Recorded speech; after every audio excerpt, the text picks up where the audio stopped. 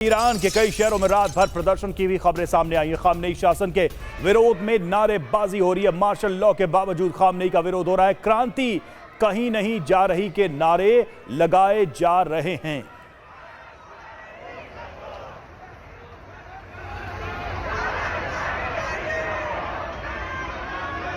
तो martial law के बावजूद ये लोग सड़कों पर हैं, प्रोटेस्ट कर रहे हैं। क्रांति कहीं नहीं जा रही, इसके नारे लगाए जा रहे। इससे अंदाजा लगाया जा सकता है कि ये आक्रोश कैसा है। बावजूद इसके कि मार्शल लॉ है, लोग सड़कों पर उतरे और इस तरीके से रात भर प्रोटेस्ट किया है। एक और तस्वीर सामने आई है ईरान से। ईरान में कर्फ्यू के दौरान का वीडियो है ये, और तेहरान के कई इलाकों में फोर्स तैनात की गई है। लोगों को डराने के लिए कर्फ्यू लगाया गया है। IRGC यूनिट की भी तैनाती की गई है। और ईरान की सरकार ने जारी किया वीडियो। 9 जनवरी की रात का वीडियो जारी किया गया। प्रदर्शनकारियों ने बुजुर्ग की पिटाई की थी। पिटाई के बाद बुजुर्ग की कार में आग लगा दी थी। उसकी तस्वीरें जारी की गई हैं सरकार की तरफ से। तो भले ही कर्फ्यू लगाया जा रहा है, मार्शल लॉ लगाया जा रहा है, लेकिन लोग सड़कों पर उतर रहे हैं। सवाल यह है कि क्या खामनेई के शासन का अंत होगा और इसके पीछे क्या ट्रंप हैं। तो सबसे पहले आपको हम कुछ आंकड़े दिखाने जा रहे हैं। मौत के आंकड़े हैं ये देखिए। UNHRC की रिपोर्ट में ये बताया जा रहा है, ये दावा किया जा रहा है कि 2600 से ज्यादा लोगों की मौत हुई है अभी तक के प्रदर्शन और उसको दबाने की कोशिशों में। विरोध की बात करें तो 192 शहरों में प्रदर्शन लगातार जारी है। तेहरान के अलावा ईरान के दूसरे शहर हैं जिनकी हम बात कर रहे हैं।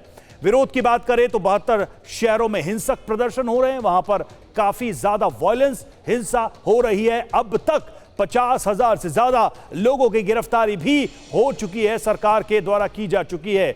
बड़ी बातें यह है कि अब्दान के 90% इलाके पर विद्रोही हावी हैं। 90% इलाके पर उनका ही नियंत्रण है।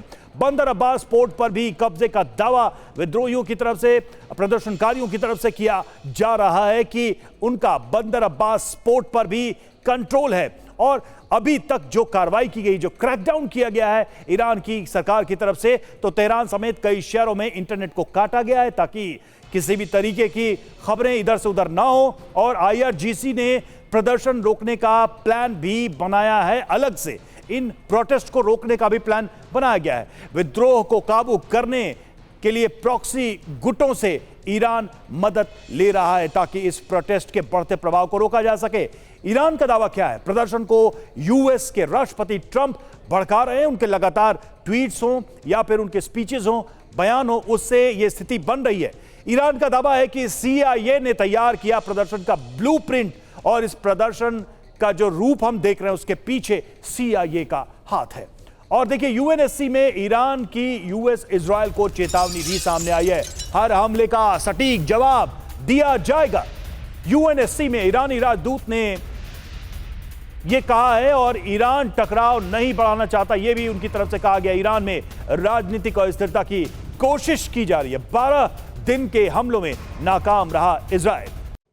तो UNSC में ईरान की अमेरिका को चेतावनी। और देखिए, प्रदर्शन के दौरान 54 स्वास्थ्यकर्मी भी घायल हुए। यह खबर भी आ रही है। प्रदर्शन के दौरान 184 एम्बुलेंस पर हमला किया गया। 4 एम्बुलेंसेस में हिंसा के दौरान आग लग गई।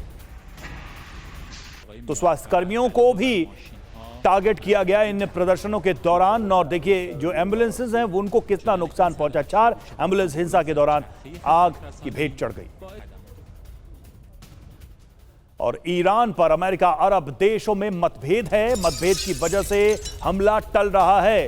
कतर, तुर्की, सऊदी अरब का विरोध सामने आया है। हमले के लिए नहीं देगा एयर स्पेस। अमेरिका में दूसरे विकल्पों पर चर्चा की जा रही है। अमेरिकी जो हमला है उसके रुकने के पीछे इस मतभेद को भी एक वजह माना जा रहा है।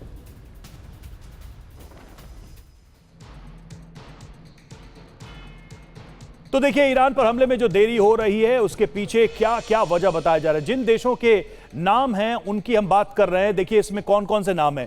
इसमें सऊदी अरब, ओमान और कतर ऐसे देश हैं जो वैसे तो अमेरिका के सहयोगी हैं, लेकिन इस मामले में वो विरोध में खड़े नजर आ रहे हैं। ईरान पर हमले में देरी के पीछे इसको वजह माना जा रहा है कि इन देशों की असहमति की वजह से ये स्थिति पैदा हो रही है और ये डिले हो रहा है।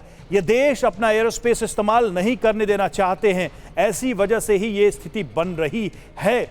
दलील क्या दी गई है? तो मिडिल ईस्ट में अस्थिरता इससे आएगी, अगर हमला होता है तेल की कीमत बढ़ने से नुकसान भी होगा। और यही वजह है कि ये देश भी इस तरह की किसी भी सैन्य कार्रवाई के समर्थन में खड़े नजर नहीं आ रहे हैं।